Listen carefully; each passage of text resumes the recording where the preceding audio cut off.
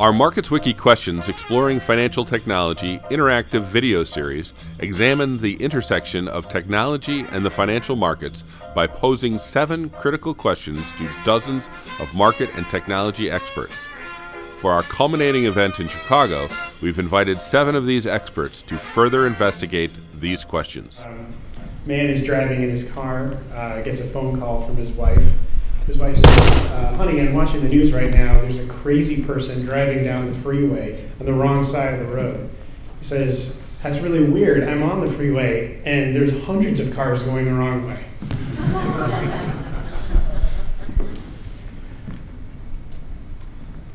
So what I'm talking about today is the greatest development in financial technology. What is the single greatest development? I have a hard time saying it's one single thing. But there is something I do want to talk about. But to set the stage of what we're talking about in the context of this financial marketplace, I wanted to talk about what I call the virtual marketplace. So just take a look at where we stand today with markets. The past 20 years especially has been a real evolution in how markets function.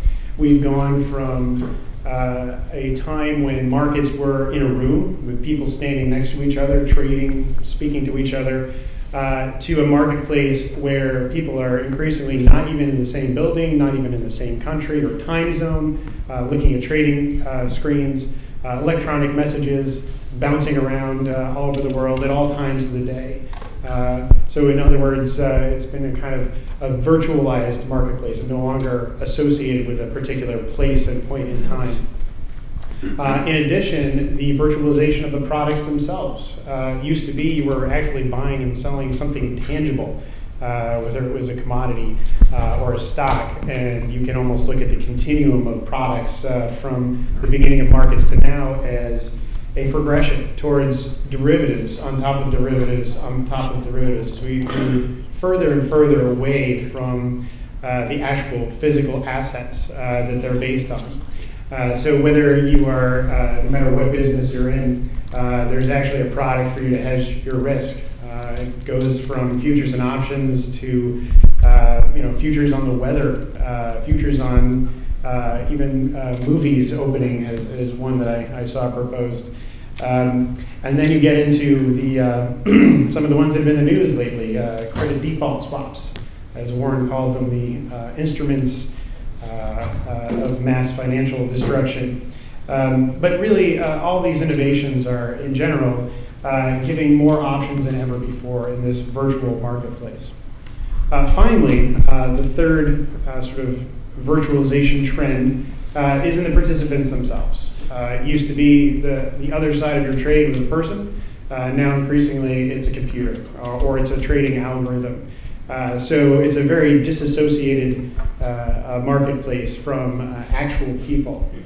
But what this marketplace has done is made the marketplace faster and more powerful than ever before. May 6, 2010, flash crash.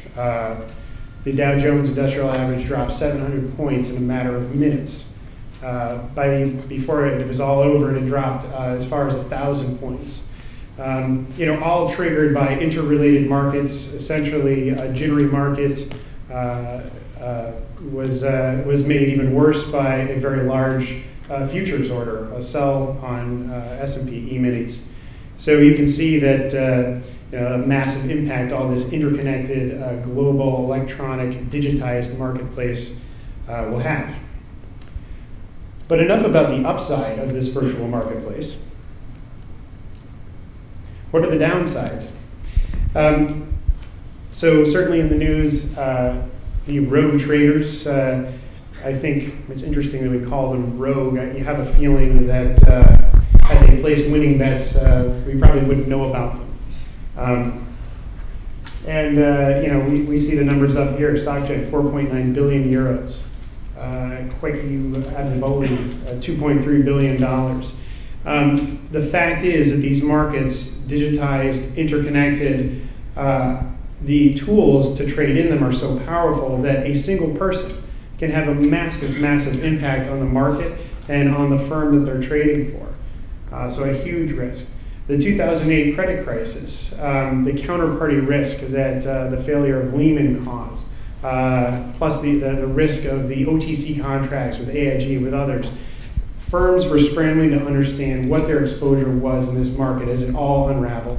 And unfortunately, a lot of that data was actually physically on paper, in prospectuses, in other documents. They had no really good way to access it. And finally, enterprise data is not just about averting catastrophe, it's also about staying profitable. So in order to know where my profits are coming from, in order to know where my costs are concentrated, I really need to understand my enterprise data. Now, understanding that enterprise data is not an easy thing.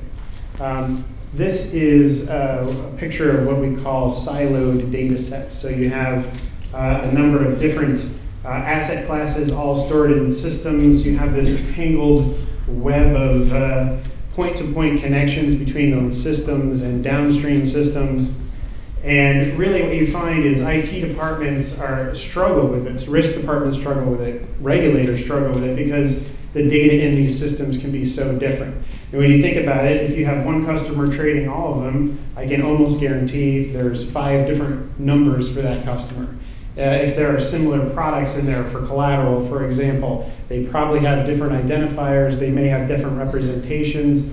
Trying to piece through this and pull out for a customer exactly what business they're doing with my firm is incredibly difficult. Now, many of the IT departments in the last 5 years have taken a stab at trying to bring this data together. And it's, as I said, very, very challenging. We did at SunGard, since we are part of the problem here, since we have so many siloed systems ourselves, we have been working with customers to help them manage that data. And unfortunately, a lot of the approaches that were taken early on were just about finding a way to bring all of that data into one gigantic database or data warehouse. And as we'll talk about, that wasn't really that effective. So I know it's been sounding very doom and gloom from me, but really I believe there is a way ahead, an innovation that is going to help us make sense of the enterprise data. And that is cloud computing. Now, I know cloud computing is everywhere. If there's a more overhyped term in recent memory, I don't know what it is. Still a lot of confusion about what cloud computing actually is, though. Cloud computing, to give you my layman's definition of it, is essentially an outsourcing of either infrastructure, data storage, or software to a place outside of your organization from a provider that does nothing but provide that. And the advantages should not be understated. Even though there's a lot of hype, it does promise to be quite revolutionary. Essentially, what it offers firms is the ability to incrementally and immediately scale up their infrastructure. Now, when you think about that, if I want to launch a new service for my customers and it requires me to buy a new machine, set it up on a network, hire people to manage it, it could cost $500,000 just for a simple web service. And that's before I even see $1 coming through the door. In contrast, if I get it from the cloud, literally I can just sign up, use the processing power, the data storage, the infrastructure as I need it, and pay out as I use it. In other words, I shift my cost from a capital expenditure to an incremental one. And this is nothing short of revolutionary, really, for our IT budgets.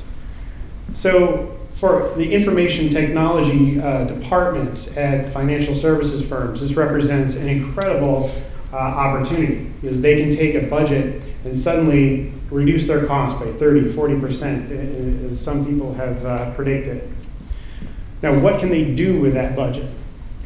Well, the smart ones are going to take that and reinvest it in a more intelligent enterprise data management.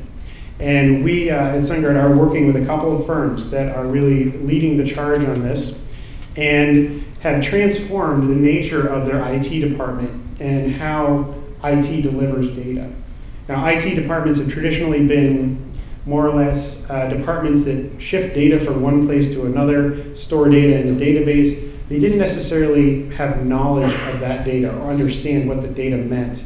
And what we've seen these firms do is build out their IT departments to be more than just deliverers of the data, but also to be sort of masters of the data. And they've done that by bringing in people from different asset classes, subject matter experts from within the firm or from SunGard to help them make sense of the data.